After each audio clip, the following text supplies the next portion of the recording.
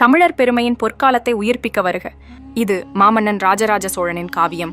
அருள்மொழிவர்மனாக பிறந்து மன்னர்களின் மன்னன் என புகழப்பட்டவன். இவன் வாழ் சோழ புலிக்கொடியை உலகெங்கும் பறக்கவிட்டது. இவன் கோயில் தமிழர் கலைக்கு அழியா சின்னம். இவன் கடற்படை பவழக்கடலில் ஆட்சி செய்தது. வாருங்கள், ராஜராஜனின் வாழ்க்கையை, வெற்றிகளை, பாரம்பரியத்தை உணர்வோம். கிபி 947 தஞ்சையில் சுந்தர சோழருக்கும் வானவன் மகாதேவிக்கும் மகனாக பிறந்தான் அருள்மொழிவர்மன். இளம் வயதில் இலக்கியம், இசை, போர்க்கலை என அனைத்திலும் வல்லவனாக விளங்கினான்.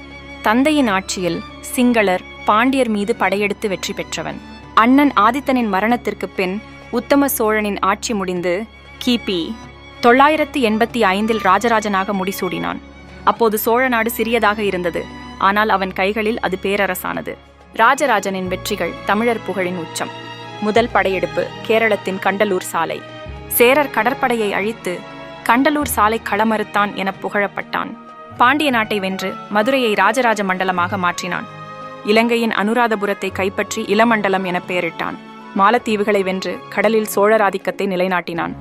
கங்கவாடி, நொளம்பாடி, வேங்கி, கலிங்கம் வரை அவன் புலிக்கொடி பறந்தது.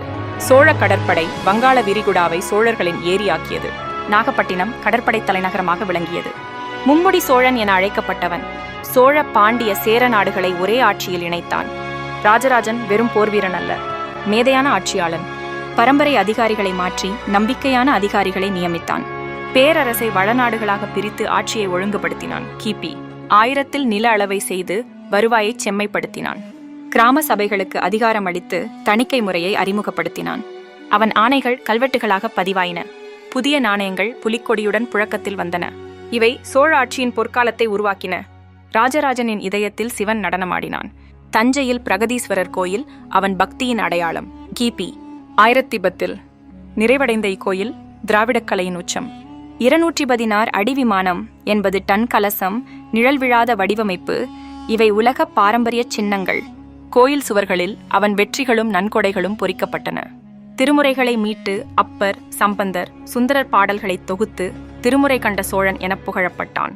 சைவத்தை போற்றியவன் வைணவ, பௌத்த கோயில்களுக்கும் நன்கொடை அளித்தான். சோழர் நடராஜர் சிலைகள் இன்றும் உலகை மயக்குகின்றன. இலக்கியம், இசை, நடனம் தமிழர் பண்பாட்டை உலகறியச் செய்தான். ராஜராஜனின் பார்வை கடல்களை கடந்தது. நாகப்பட்டினத்திலிருந்து சீனம், ஸ்ரீவிஜயம் வரை வணிகம் விரிந்தது. பட்டு, மசாலா, கற்கள் ஏற்றுமதியாயின. மணிகிராமம், அயவோலே குழுக்கள் தமிழர் செல்வாக்கை பரப்பின. நில அளவை, பொருளாதாரத்தை வலுப்படுத்தியது. சோழ நாடு உலகின் வணிக மையமாக விளங்கியது. கிபி 1014 ராஜராஜன் மறைந்தான். ஆனால் அவன் ஆன்மா பிரகதீஸ்வரர் கோயிலில் வாழ்கிறது. மகன் ராஜேந்திரன் பேரரசை கங்கை வரை விரிவாக்கினான். ராஜராஜனின் கல்வெட்டுகள் வரலாற்றின் பொக்கிஷங்கள். அவன் கடற்படை தமிழர் திறமையின் சின்னம். அவன் ஆட்சி தமிழர் பெருமையின் கதை. தமிழர்களே, ராஜராஜனை போற்றுவோம். அவன் புலிக்கொடி நம் இதயங்களில் பறக்கிறது. அவன் கோயில் நம் பண்பாட்டின் புகழ் பேசுகிறது. ராஜராஜ சோழன் என்றும் தமிழர் உயிரில் வாழ்வான். ராஜராஜனின் கதையை உலகிற்கு எடுத்துச் சொல்லுங்கள். பிரகதீஸ்வரர் கோயிலை பார்வையிடுங்கள். தமிழர் பாரம்பரியத்தை பறைசாற்றுங்கள்.